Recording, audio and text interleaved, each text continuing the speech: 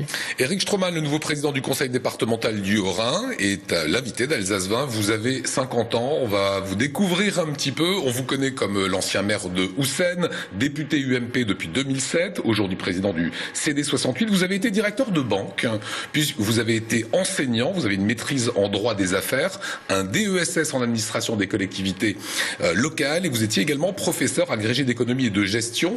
Qu'est-ce qui vous a décidé à vous engager en politique un jour de 98? Comment est-ce qu'on passe de la banque, de l'enseignement à la politique? Alors chronologiquement, c'est vrai que vous avez bien retenu les points essentiels de mon CV. L'engagement public, on l'a au fond de soi quelque part, notamment lorsqu'on est juriste de formation et on aime bien comprendre le mécanisme de fonctionnement de notre administration, mais parfois on se dit on peut peut-être faire mieux, ou en tout cas s'engager lorsqu'on estime que ceux qui sont en place ne font pas correctement. Et donc c'était un petit peu mon engagement dès 1998 où j'ai démarré avec un échec relatif puisque aux premières cantonales et je dis souvent on apprend plus de ses échecs que de ses réussites et donc après 3 ans après je me suis engagé dans ma commune de Houssen en 2001 où avec un certain nombre d'amis on a réussi à emporter les élections locales et c'est là que c'est parti. Ensuite vous savez c'est un enchaînement. En 2007 vous allez devenir le plus jeune parlementaire alsacien. Oui, c'est vrai. Député, vous battez Gilbert Meyer qui est le maire de Colmar. En 2012 rebelote, vous rebattez Gilbert Meyer une deuxième fois et aux dernières élections départementales avec votre binôme Brigitte Klinkert qui avait travaillé avec Gilbert Meyer, eh bien vous avez fait le meilleur score d'Alsace, 71,45% des voix. Est-ce que à ce moment-là vous aviez déjà comme idée de briguer la présidence du CD 68? Oui, c'est une décision que j'ai prise au début du mois de décembre. Vous le savez, je m'étais beaucoup battu par rapport à l'évolution institutionnelle de notre région. On était nombreux à le refuser au Parlement.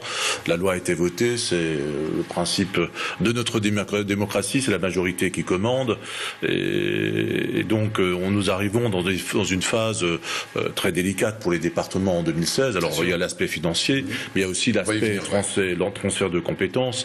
Et je pense qu'il fallait un élu qui ait un point national et un point régional important pour défendre les intérêts de notre département. On y reviendra parce que vous êtes député également. Voilà. L'Alsace a souvent été divisée ces derniers mois sur la question du référendum pour une collectivité unique, puis sur la question de la grande région. Est-ce qu'aujourd'hui les relations sont apaisées et comment justement vont se dérouler les rapports avec le conseil départemental du Bas-Rhin?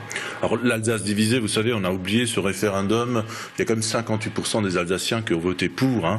Si on avait appliqué des règles simples, ça passait. Bon, on va pas refaire l'histoire, mais je crois de toute façon, ce rapprochement va dans le sens de l'histoire. Ça se fera dans 5 ans, dans 10 ans, dans 15 ans, je ne le sais pas. Enfin, je suis persuadé qu'il y aura une évolution qu'il y aura un rapprochement institutionnel entre les deux départements. Peut-être qu'un jour, on va récupérer les compétences de la région. Pourquoi pas, ça peut être un sujet dès 2017. On a quand même l'ancien président de la République qui a pris un engagement, Nicolas Sarkozy, qui a pris un engagement à cet égard.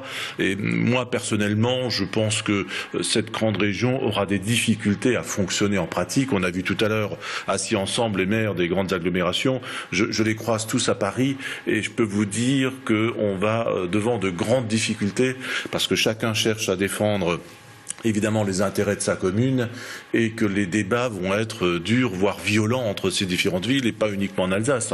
Rien n'est gagné. Rien n'est gagné, ça va être quelque chose de très compliqué à monter et j'en ai déjà rencontré l'un ou l'autre qui m'a dit ça va former un ensemble cohérent et qui nous disent aujourd'hui ça va être très très compliqué.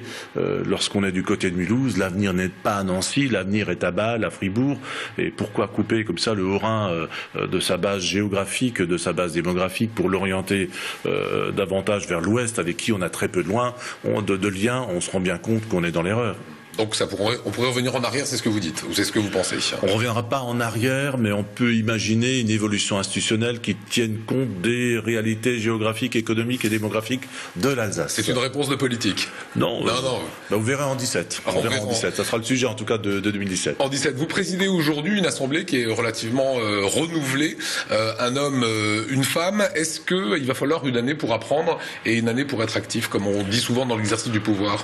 C'est une réalité. Lorsqu'on lorsqu'on arrive, je suis devenu député. La première année, objectivement, on essaie d'observer, on reste en retrait pour éviter de raconter des bêtises. Hein. Et effectivement, il faut qu'un budget soit voté, exécuté, pour qu'on comprenne bien les mécanismes de fonctionnement de cette institution, tout en sachant que moi je suis arrivé au Conseil général il y a 10 ans, nous avions de grosses marges de manœuvre. Aujourd'hui, le contexte est totalement différent. Justement, comment vous allez faire avec les budgets qui sont de plus en plus serrés? Il faudra faire preuve d'intelligence. On va passer dans une assemblée, entre guillemets, low cost. Hein. Il faudra réfléchir à nos coûts de fonctionnement, les réduire évidemment, si on veut dégager de l'argent pour l'investissement. Est-ce qu'il y a une mesure symbolique que vous aimeriez prendre dans les prochaines semaines ? Je l'annoncerai lors de ma séance publique, qui se tiendra bientôt.